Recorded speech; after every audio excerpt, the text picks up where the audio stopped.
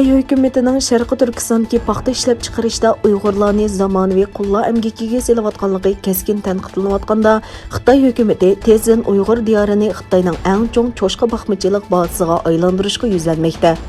Bloomberg xəvərlərinin bu haqdakı maqalasida göstərilishicha, Uyğur diyoridagi necha 10 yillab zo'r ko'lamda paxta terish natijasida terilg'u yerlarning sifat darajasi og'ir darajada buzilgan hamda paxta talolarining sifatiga muayyan ta'sir etishga boshlagan.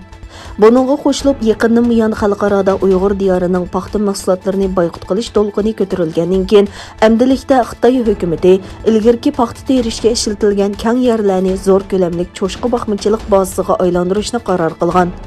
Beyjan xəvərləri gazeti Mi familik bir xodimi bu haqda so'z qilib, bu rayondan chiqadigan paxta eng cho'ng iqtisodiy unum va foyda elib keladigan tur edi. Endi bu paxta terilib kelgan joylarni boshqa ziroat terishga o'zgartimiz desak, buningga mumkin emas. Shunga bu joyda cho'shqa beqish eng oqilona chora dedi.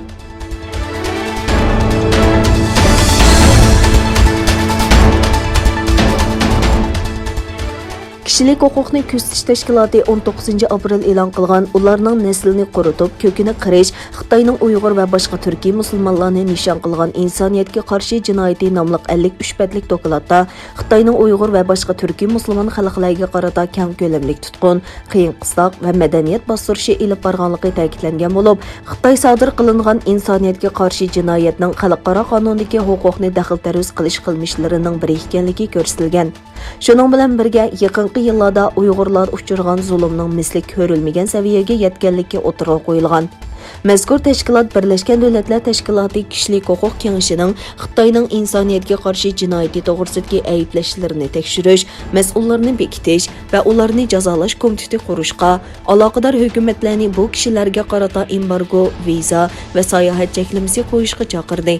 Kişilik huquqni ko'zitish tashkiloti xalqaro jamiyatning birlikda harakat qo'llansa, Xitoyning Uyg'urlarga tutgan pozitsiyasini o'zgartirishi mumkinligi ta'kidlandi.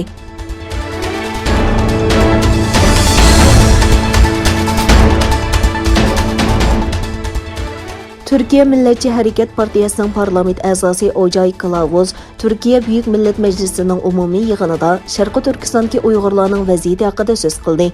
O'jay Kılavuz apandi mundaq dedi: Xitoyning Şərqi Türkistandagi e'tiqod va ibodat erkinligiga tutgan pozitsiyasi sababidan masjidlar, diniy xodimlar, diniy nashr buyumlari va faoliyatlar Xitoy hukumatining nishoniga aylanmoqda.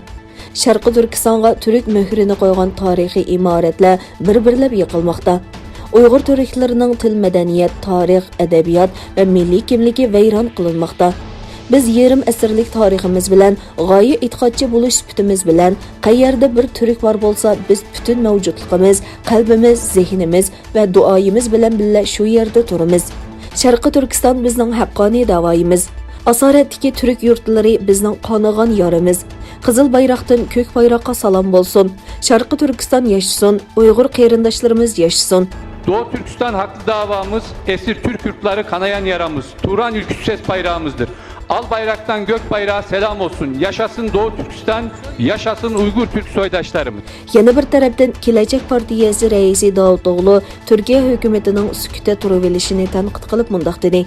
Bugün dünyadagi eng mazlum ezilayotgan Şərqi Türkistan xalqi uchrayotgan zulm oldida Prezident Erdoğan süküte turyotdi. Bu Türkiye tarixiga tushgan dog' hisoblanadi. Türkiye hükümetinin hazır Şərqi Türkistan meselesiga bo'lgan pozitsiyasi nomus qilishga tegishli.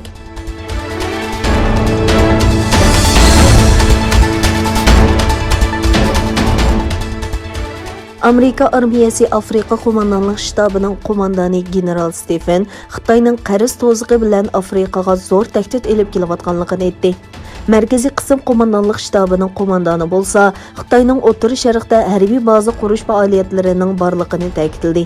Ular bu so'zlarni Avam palatasi qurolli qism komitetida ichilgan yig'inda so'zildi. General Stephen Xitoyning Djibutida Afrika qit'asidagi tunji chet el bazasini qurganligini eskartib, ular yig'inda bu bazani kengaytirdi. Hatto avomatka orqali qo'llaydigan holga elib keladi dedi. U o'zini haqiqiy andishiga solgan ishning bo'lsa, Xitoyning Afrika istixborot sohasiga ko'z tikish ekanligini ta'kidladi. U Afrika davlatlarining Xitoyning nima qilmoqchi bo'layotganligini biladiganligini ifodalab mundaq dedi. Ularning ko'pinchisi bu qarz to'ziqi diplomatiyasining qurboniga aylandi. Bo'lmasa ular buni ko'rolmay qolmaydi. Ko'pincha buni biladi va bu qarzlarni bartaraf qila olamiz deb qaraydi. Amaliyotda biz dal bu yerda ularga yordam bera olamiz.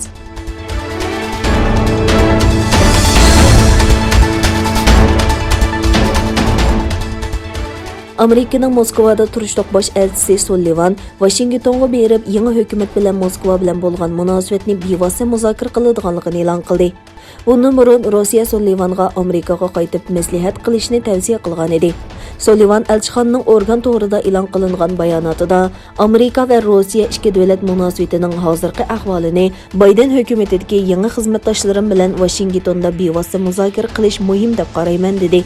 Oldin qatta Amerika hukumati Rossiyani 2020-yildagi prezident saylamiga aralashish va tor hujumi bilan ayblab, 10 Rossiya diplomatini chegaradan qo'g'lab chiqarishni qaror qildi. Baydenning bu harakatiga qarata Moskva 10 amerikalik diplomatning chegaradan ayrilishini talab qildi. Amerikaning sobiq va hozirgi 8 amaldorining Rossiyaga kirishi cheklandi.